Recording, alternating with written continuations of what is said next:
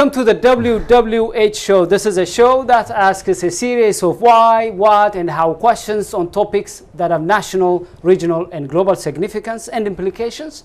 Today, we have such a topic to talk about. Why ignoring cybersecurity will cost you terribly.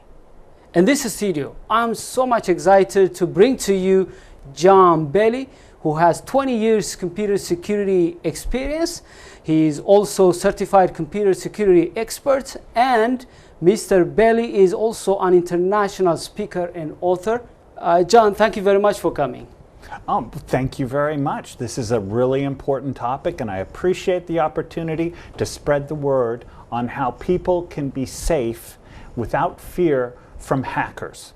You know, what's interesting is that we are here at ESAT. ESAT is a media which is an alternative information source to 90 million people in Ethiopia and also in the diaspora. And the government in Ethiopia doesn't want us to provide this alternative information. And so many times the government tried to jam us, take us off from the air 20 times. And they failed. Recently, they sent a delegation to Russia because our satellite provider is in Russia. And they tried to sabotage what we do. They tried us to be dropped from satellite service in Russia. Not only that, they put a jamming equipment in Russia to stop us providing alternative information to Ethiopians. Not only that, they attacked ESAT by cyber attack using spyware so many times to get some information, to misinform us, to hack and take some of the information about people who provide us information. So hacking is a very, very important topic to our organization, ESAT, and also to our leadership, and also to many people who are business owners, professionals, and community leaders, because we need to pay attention and know what's going on. This is a cyber world. We cannot just ignore about hacking. So tell us about why do people and individuals get hacked? There are as many reasons for getting hacked as there are hackers. The number one reason there are hackers and people get hacked is for money. Information has value, and the person who can gather the greatest amount of information can leverage that to a lot of money. For example, just imagine if you were a hacker, you would be so excited about being able to hack into a company, let's say Target or one of the large retailers, and getting hundreds of millions of credit cards. And then you could just simply turn around without even leaving your chair, simply turn around, type in a few keystrokes, and then sell it across the world to lots of other organizations who are going to use it for bad things. The number one reason people get hacked is for money. There are lots of other reasons for it. Some are bored people who just enjoy the challenge of going where they shouldn't be going. And then there are others like you in the intelligence industry, like your organization. People feel it is important for security, and unfortunately it really is. You've heard the numbers about how governments are going to be spending millions, if not billions of dollars on cyber technology, protecting themselves, but also looking at other countries to see what's going on. It's ever since they invented the first cipher, information's been very valuable and people have had to protect it.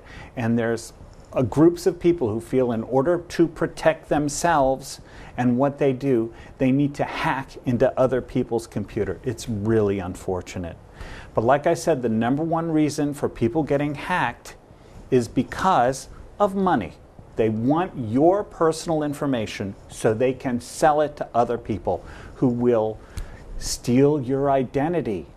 Oh, they could take out even one credit card. If they just get your personal PII, personal identification information, they can open up a myriad of other accounts under your name, get the money, and you are left holding the bag for all that money they stole. It's so important. It's a message I'm trying to get out to people, and that's why I've started a website, www.missionunhackable.com. That's the goal, to be unhackable.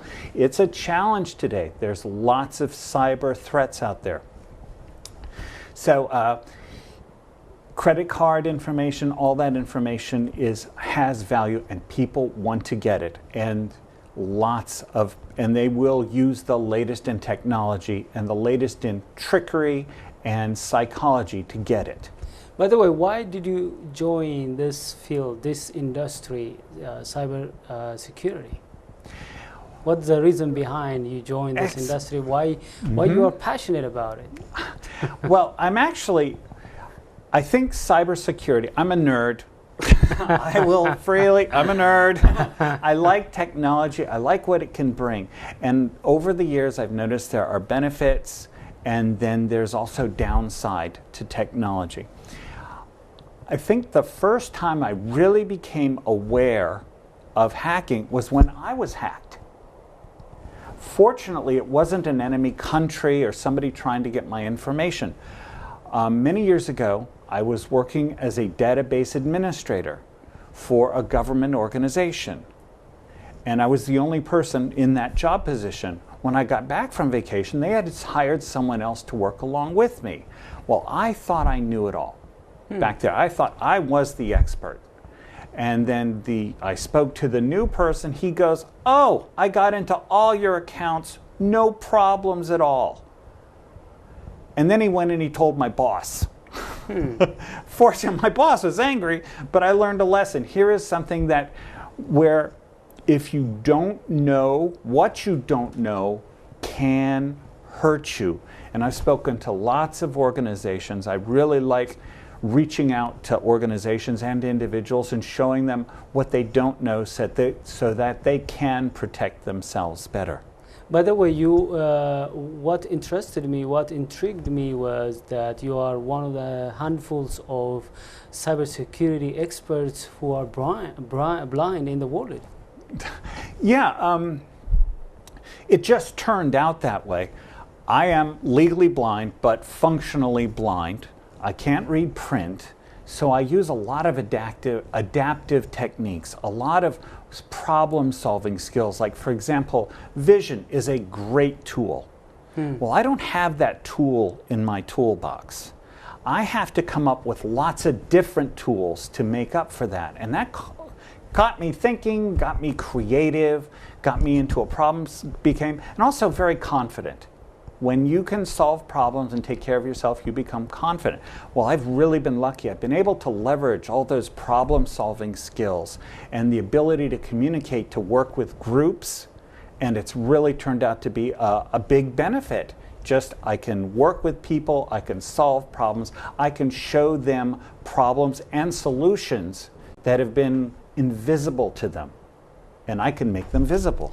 By the way, people may wonder, how do you use computer, for example, as a blind person? Oh, this is part of why I love technology. Well, fortunately, if you are a blind person or just print impaired, this is the best time to be around in the United States.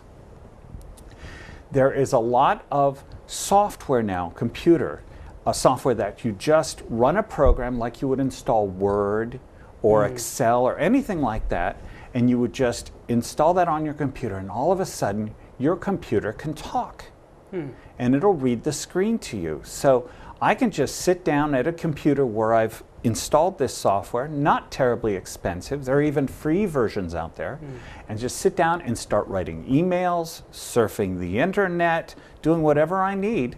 And that's great, liberating, and it really does open up a lot of jobs to legally blind people. Well, again, this has been a benefit, my vision. I've had to learn a lot about computers, and that has just helped me understand what computers can do, how you can leverage them for good, but unfortunately also how you can leverage them for ill. By the way, it's really very empowering to know that you are an international speaker and author. You help organizations to secure their data and information, but you are blind.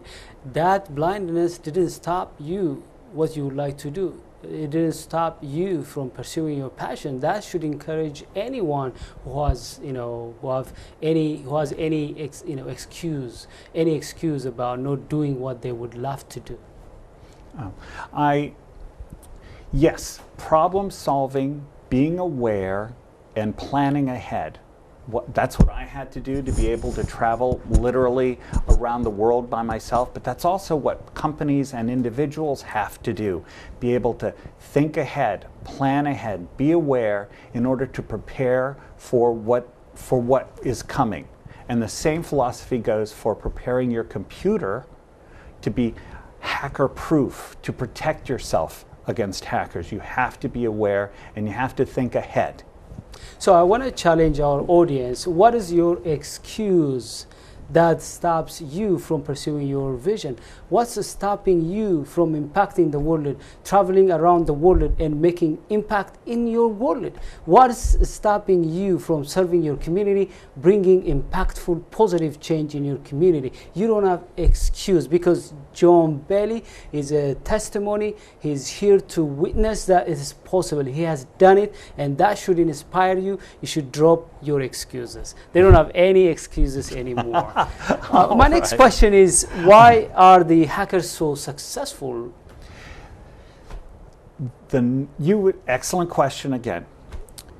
You would think, after all these high visibility hacker attacks, even the CIA leader a few days ago got his email attacked. You would think everybody would know all the tricks. There would be software out there to protect everyone.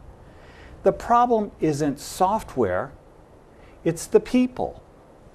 The number one reason companies and individuals get hacked is because of human error.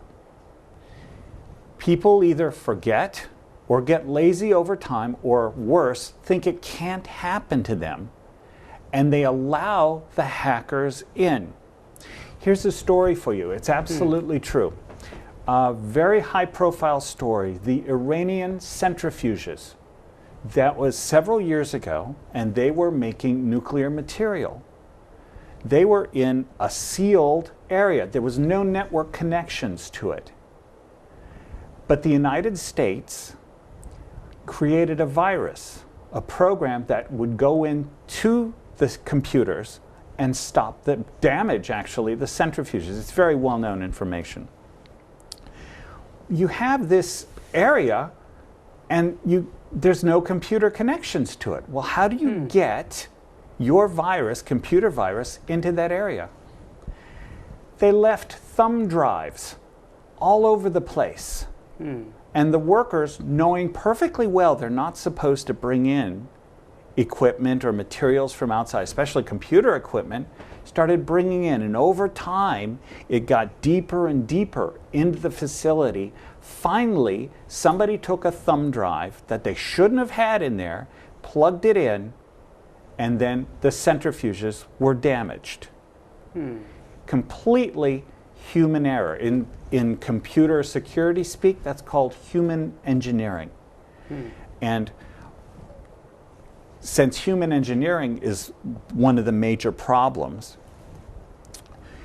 passwords are a particular problem because people don't go to the effort of making a password that hackers can't get to. For what I'm saying is, people make very simple, very easy passwords. Hackers are some of the most well-informed people about psychology you'd ever meet. They're constantly in contact with each other. And they study human behavior. And they know that people have patterns. And hackers leverage their knowledge of these patterns in order to break through security. For example, an ideal password would be very long and completely random characters. No one has a password like that. No human has a password like that. So they make it up out of words they can remember. Well, you've probably seen it on the internet. They come out with most popular passwords. And it's a list. It's 100. Well, the most popular passwords are patterns like 121212. Hackers know that. And that's probably one of the first passwords they try to use to break into your account. Or your first name, or your birthday, or exactly, something. Exactly. Or information they find on social media. Other QWERTY, some of the worst passwords. So if you're interested, I could tell you how to very quickly create a password that's nearly unhackable. So why, if you'd like. Yeah, why people assume that they're going to be hacked? Because they are being hacked. How do they know? And why they are assuming that? There was a survey done by the Secret Service and other organizations just recently, and they interviewed 4,000 corporations. And out of that, the average number of attacks on each organization, I mean serious attacks, was 150. What wasn't known, well, another fact was in there, 50% of them, or those who didn't think they were hacked, didn't know they had been hacked. They found out through a third party. So they were completely unaware that their information was vulnerable and probably stolen and being used someplace else. They were just completely unaware. If you had a machine, and they have machines like this, just watching traffic on the internet, just, with the lights blinking and stuff, you will see so much information being thrown at your computer that it's amazing how hard they're trying. And most of this, actually the vast majority, if not all of it, is automated. These are computers hacking other computers and programmed with human behavior knowledge, human engineering patterns. They try to get into your computer. Here's an example. I was rebuilding a laptop computer. I had an old computer, started from scratch, got rid of everything on there, new operating system. I knew one of the first things I had to do was put an antivirus program on there. So I hooked it up to the internet, started my browser, and I got hacked. Wow. I literally just turned it on, and some program, just me going onto the internet without that antivirus software in there, it took control of my computer and took me to a website I'd never seen before. That's how quickly hacking can happen, and that's why we have to prepare.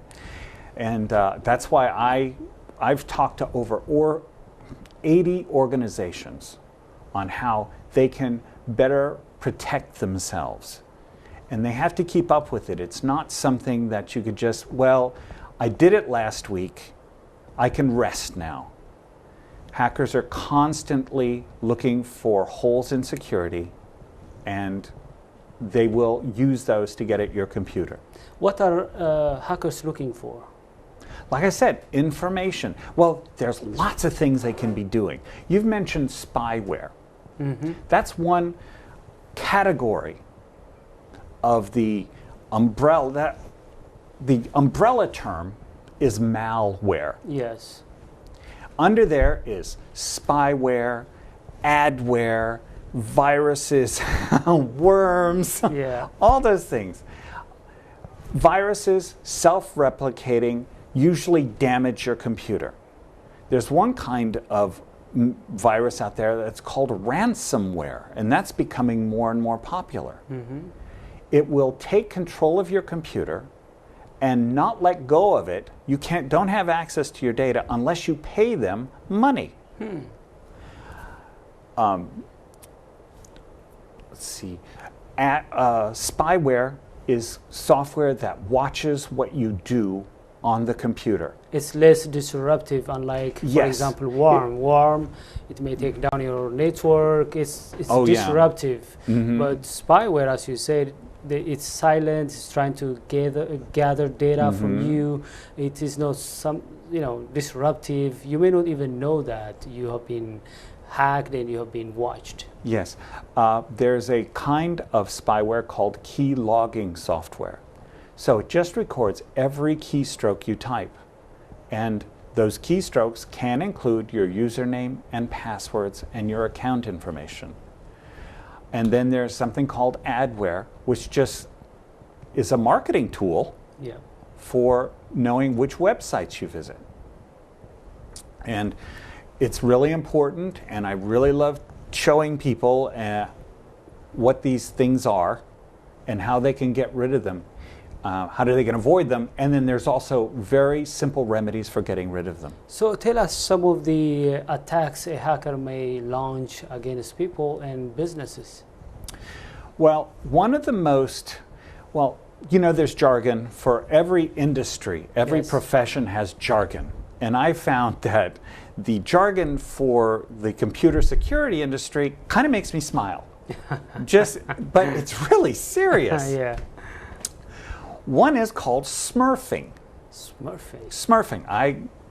American television, little blue cartoon characters. Yeah. I don't know what the connection is, but it's very serious. Another term for it is a denial of service. That's when hackers, trying to remember a website, there were several organizations that had angered groups, hacker groups, and the hacker groups decided, well, we're going to shut down their website. So they literally passed a virus around and they waited. The virus waited until a particular moment. Then at that moment, all the computers at once ganged up on this website and it could not function. It could not handle the overload. And that's called a denial of service attack. So let's talk about security threat in terms of storing data in the cloud and storing data locally. So what are some of the things that people should be careful about storing data in the cloud? Let me ask you a question. All right. I'm going to turn this around, put you on the interview right now. All right. How comfortable would you be giving someone your wallet? Uncomfortable. Super Yeah, a complete uncomfortable. stranger. Yeah. Well, that's what you're doing when you store your information on the cloud. At least you know if you store it on your computer, you know where it is, you know what the passwords are, and you know how often you back up. But when you store your information on the cloud, you are trusting that another organization and an employee of that organization who you'll never meet and who you hope is not having a bad day at work and not angry at his You're boss. losing your control. You don't have any control. Yes, and it isn't a bad thing to store your information on the cloud, but you have to be aware of what you're giving up. When you talk to your cloud provider going, okay, who's going to be responsible for the security? And if they're like, well, we can't guarantee anything, odds are it's not a good choice, because you want them to be as secure, as studious at protecting your vital information as you would be, if not more. You heard in the United States several months ago, many celebrities got their photos hacked. Yes. And usually they were very embarrassing photos. Yeah. I like to say not family friendly photos. And, yeah. and I really suspect that many of the celebrities who said, yes, mine were, that didn't happen to them. They just wanted to be in the newspaper. Yeah. Well, they stored their stuff on the cloud. And in this case, it's very true. The most visible targets are the ones that are going to get hacked first. And it's a fact that if you are targeted specifically, you will be broken into. You can almost not stop it, because they just have so much technology and so much energy and computers to put against you that there's almost no way to protect yourself. So yeah, in these days, we talked about securing your data on the cloud. What about phones and security? Because many people now, including myself, we use our cell phones to check our bank account, to log into our email, to pay for our bills, and so on and so forth. So tell us some of the risks and some of the challenges of securing your phone. Oh, that's great. I'm glad you brought up that question because I actually wrote an article about it recently. Okay. Yeah, it's got like 10 things you must know about computer security. I'm very pleased with it. Yeah. Could you please tell us a couple of them? Sure. Cell phones, smartphones. When you take a picture, you think, I've saved a photo, and it's a digital photo, and if I send it to someone, the photo goes to that person. Mm-hmm. Yes, and more. If you have, I have an iPhone, I'm sure it's called different things on different phones, location tracking on. That information, your longitude, latitude, the date the photo was taken, all that goes with the photo. Mm-hmm.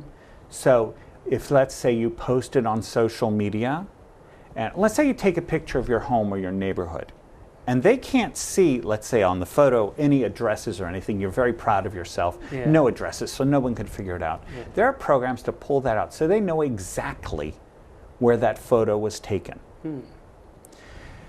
When you go on vacation and you're taking photos and posting, even if you don't say where you're at or anything, hackers who are constantly surfing social media will know exactly where you are and that you're not home.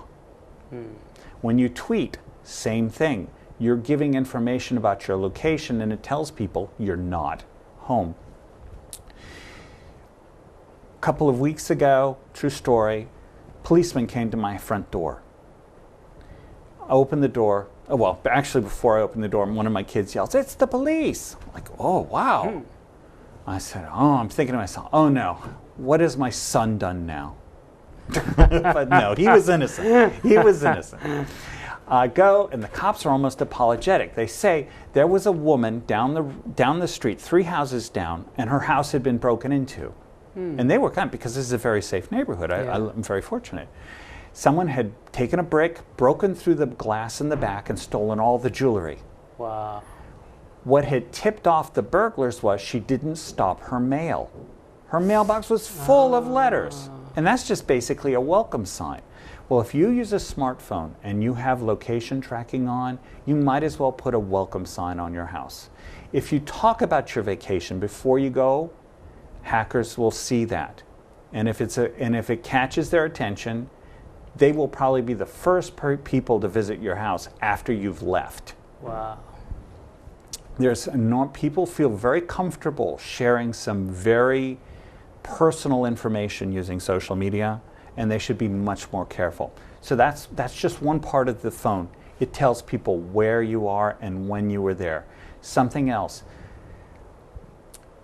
There was an experiment done. It was a security conference, and they set up sensors in all the rooms, in many of the rooms of the hotel. And they followed people by their cell phones. They had Bluetooth turned on. And over time, they could see where everybody went. They literally were tracking people as they went from room to room over time. Same thing with laptops. Turn off Bluetooth, turn off Wi-Fi. Wi-Fi is just an open door to people to get into your computer. These are very helpful tips. Let's talk about solutions. Okay. How can a company, like organizations like ours, constantly attacked by cyber spying from a region from Addis Ababa illegally in the, on the soil of the United States, and also there are individuals who are prone to attacks for, as you said, for money purpose, like people want to get into their banking information. So how can we, individuals and organizations, prepare ourselves for an attack? The number one, like I said, the number one reason hackers get into systems is because of human error and ignorance. They get tired, or whatever reason, people leave doors open. The only defense about that is to constantly remind people that what the rules are, and to be very serious about what the rules are, but to teach it so that people don't sit there just waiting for the meeting to be over. Let's say you have a conference or something saying, these are the security. We have to give this security thing about what the rules are about logging in and stuff. Make it interesting, make it memorable for them, and that's what I try to do in my programs, because I want people, when I leave, I want people to go, oh yeah, he said this, and he said this, and this is what I'm going to do. I had no idea. That's my goal when I talk to organizations like this. So you have to keep constantly reminding people how hackers get in, and it's up to them to stop the hackers, to close the doors that hackers can get into. And then along with that, you have to make sure your computers are as safe and secure as possible. Simple things to do: make sure you have antivirus on, make sure it's the latest version, make sure your operating system, all the patches are there. There's an attack called here shows how hackers are organized, a 0-day attack. What does that mean? It's interesting. 0-day attack, which means, let's say, Internet Explorer, just choosing a browser at random, finds out that it has a vulnerability. The hackers, or it takes their programmers a couple of days to fix that. During that interval, hackers have communicated this vulnerability to other hackers, and they are writing programs right then and there to get into your browser at that time before the patch is in. And that's what a 0-day attack is. So you've constantly got to be upgrading and patching and being careful and educating your people. Those are the two most powerful. So if I get your advice correctly, your recommendation is, first, people have to prepare themselves that they may be attacked by hackers. Mm-hmm. And to do that, they have to make some precautions, some preparations in terms of having a very strong password.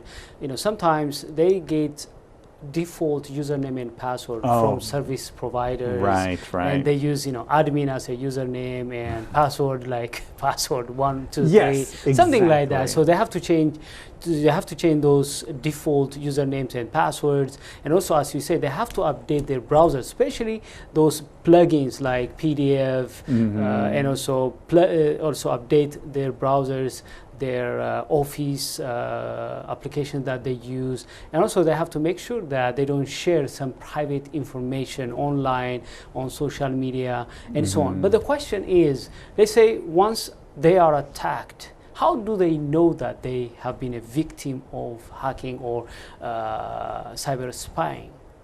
It depends on the kind of attack. If it's a virus, there are a couple of symptoms. Like, let's say ransomware, all of a sudden your screen will say, pay me 300 euros. You'll notice, well, every virus and adware and spyware that gets on your computer takes up resources. If you notice over time your computer's slowing down, and if you look at like how much memory is being used and how much processor percentage is being used, those are excellent clues to know something else is going on. What you should do are also programs that a lot of antivirus will stop a virus before it gets to your computer. Well, there are programs you could use, and many of them are free, very useful programs, that'll fix things after the virus. Would you mention some of them? Sure. One of my favorite is called Spybot, Spybot. And you can download it. I put it on my computer. I went to a website. Even if you are the most innocent person, you're going to all the right website as a user. You have a strong password. You will click on a link or something that looks like one thing, but it's something else. Well, I had downloaded accidentally, I think, what was that? I was trying to download a file of some kind, and I thought the site was trusted, and it put something on my computer. Almost immediately I saw that my browser, Internet Explorer, just came to a crawl. Obvious symptom. I looked at the numbers on percentage of memory, and I'm not doing anything. I'm not running, and it was like 100%. So it had taken up all the resources. So one program, lots of different programs.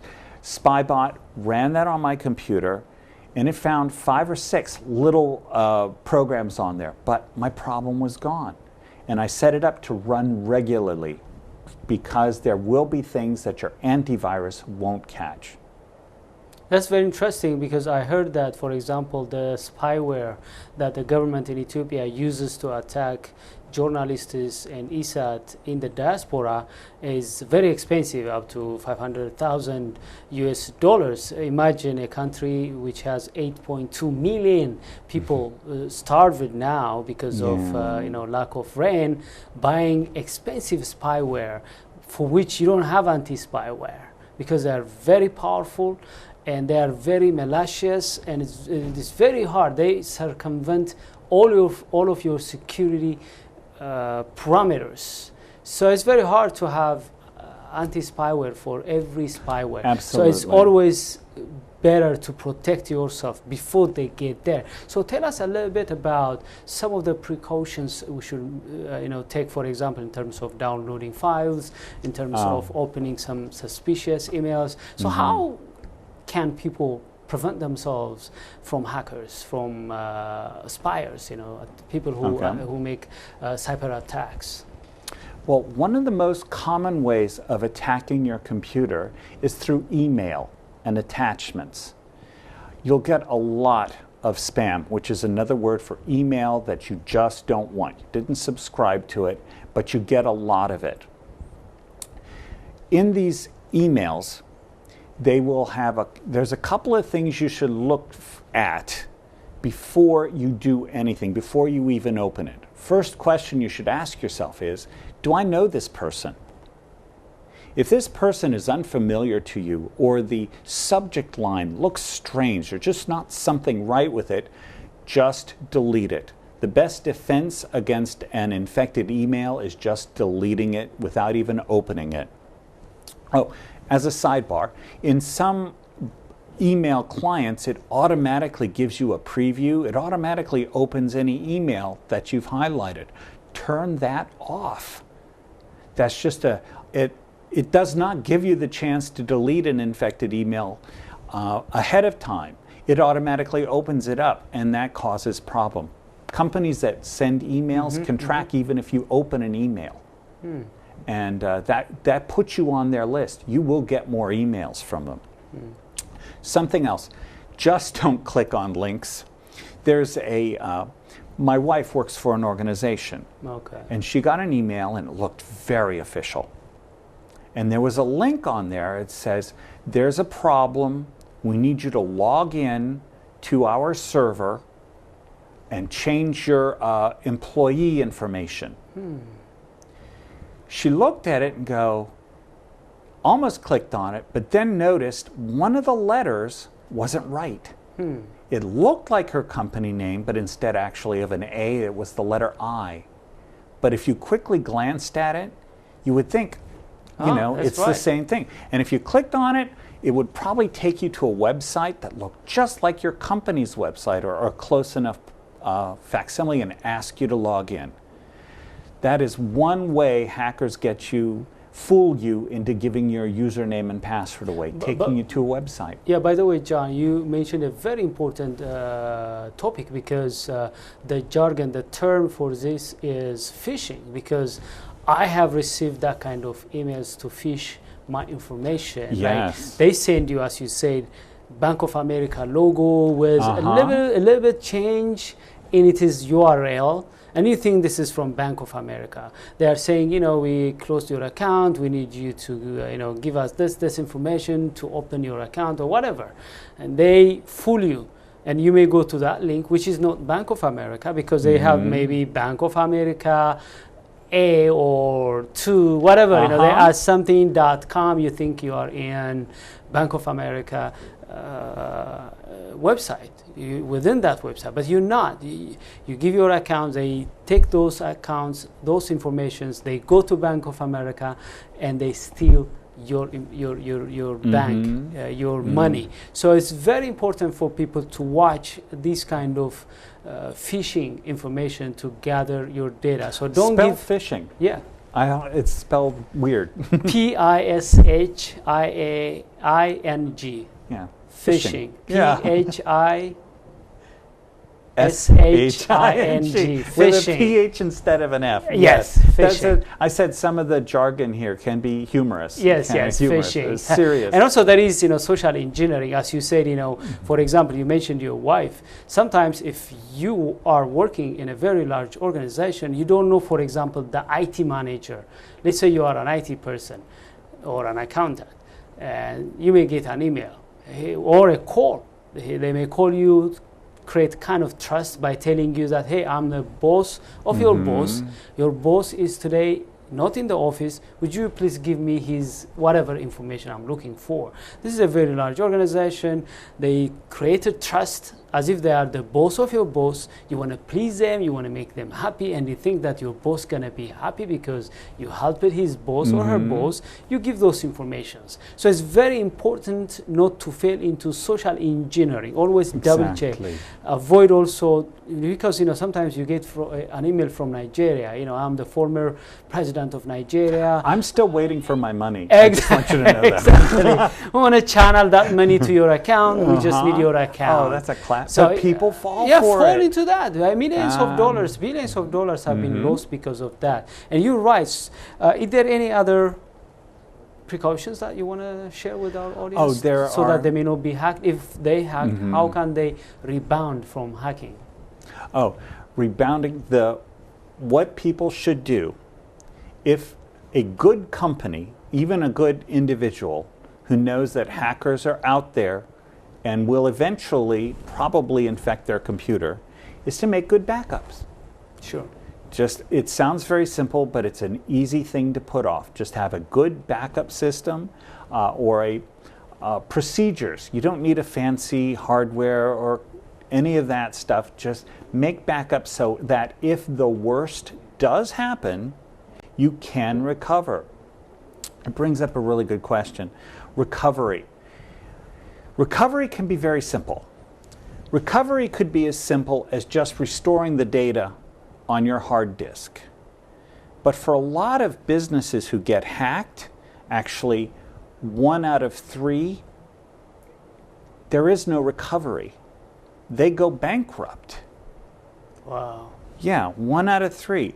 And there was a survey of 4,000 corporations, and they figured out nearly 10% of them, 7% actually, nearly 1/10 of them. Math, not my strength. Yeah, it's okay. This much of them would pay over $1 million because of being hacked.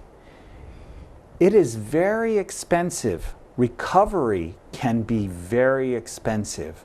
So having the infrastructure there ahead, being prepared, thinking ahead, like traveling to Eastern Europe, knowing what your options are ahead of time, can save your company money and can actually save your business from bankruptcy. And that's what I try to do when I do my presentations to employees. You have to have a good, strong foundation, like I said, computers that are up to date, and your employees constantly being reminded so that they remember, so that they incorporate all these things. I took, it's called CompTIA Security Plus, and it was literally the hardest test I have ever had to take. It took me months to study for. And it's all about how to protect large government, probably computer installations. Massive. After I finished the class, this is literally true, I became paranoid almost. I could not, because I knew all the stuff that could go wrong. Well, what I realized after that was that most of what they taught us is completely applicable to small businesses and individuals, such as simple things like passwords, backing up, remembering what to click on and what not to click on, and what signs to look for, so that you can decide whether or not it's worth taking a chance on opening an email. But by the way, I want to interject on this one, because one of the things I'm an IT guy, so one of the things that I also provide trainings. So one of the advices that I give is what you said, like teaching, educating our people, because they should know what, as you say, what to click, what not to click, to update their browsers, plugins, to make sure that they change default usernames and passwords, to be careful about phishing, be careful about social engineering.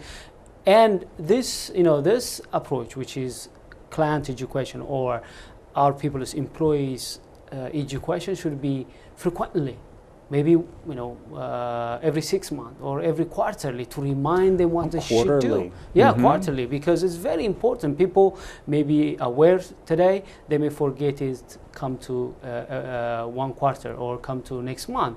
So they should be frequently reminded the importance of protecting, the importance of preparing their organization from being attacked by hackers, people who are interested to steal data and information from the organization. For example, when we were attacked by government spyware using the Gamma International software, which is Finn Fisher, they sent the logo of ESAT, our organization, and they said article for ESAT. Now, if I am a journalist, it's very catchy because I see the logo of my organization and article for ESAT. I'm a journalist. I'm looking for articles. I'm looking for blogs. I'm looking for information, and I may easily be tempted to really click it. But when that happened last year, when one of our journalists, when he clicked it, it's a PDF file full of garbage, garbage files, and that allowed the spyware to infect our system. Of course, we were lucky enough that we had some people from Citizen Lab. By the way, it was reported at Washington Post because they found out, Washington Post and also Citizen Lab from Toronto, they found out that it's very illegal to spy any organization, individual on the U.S.'s soil. This is a free country, an internationally known hope of freedom, liberty. And if you are coming to the U.S. as immigrant and you are spied by another country from far away across the ocean, this really is saddening, not only for the people who are targets, but also to the United States and the people who buy the idols of freedom, liberty, and the pursuit of happiness. So now we understand that we don't open attachments, we are careful, we protect ourselves, we align ourselves with experts, top people, because you don't have any anti-spyware to protect yourself from Finn Fisher. It's very powerful, hundreds of thousands of dollars to purchase that and being used against you. So we use some very powerful researchers from Citizen Lab and other organizations to protect ourselves and our clients and the people who give us information. So it's very important. What I'm saying is education is very key.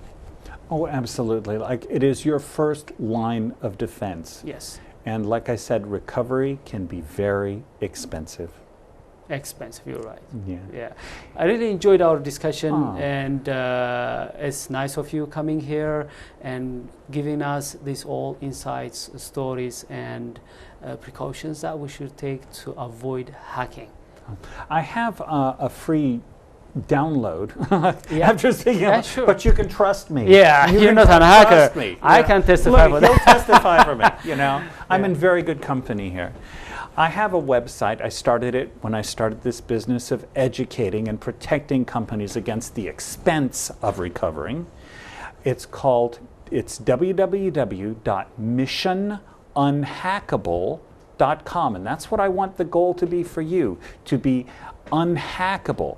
Well, visit my website. You will see my email address there. Send me an email, and I'll know it's you. And I'll be glad to give you a download. It's a few pages, but I really boiled down to the essentials. Many of it we covered here today, but there's a couple of things that we just don't have time for. That you really must know. If you really want to be prepared for, if bad things happen, really, I suggest you download this. It's free, and it's my gift to you, and I hope you would use it. That would be your gift to me. Once again, John, thank you very much for coming, and I appreciate that. My Dear our pleasure. viewers, as you have watched, it's a very important topic to many of us who are in the cyber world. We cannot go out there and participate in the cyber world without preparing ourselves, without equipping ourselves, without implementing some precautions. John gave us some tips to protect ourselves from being hacked, and also he provided us generously a download to learn more about it, how to protect ourselves, how to recover quickly, and so on and so forth. I encourage you to read more, take some measures that we have discussed here, and be safe from being hacked. Otherwise, it's gonna cost you terribly. Thank you very much for watching.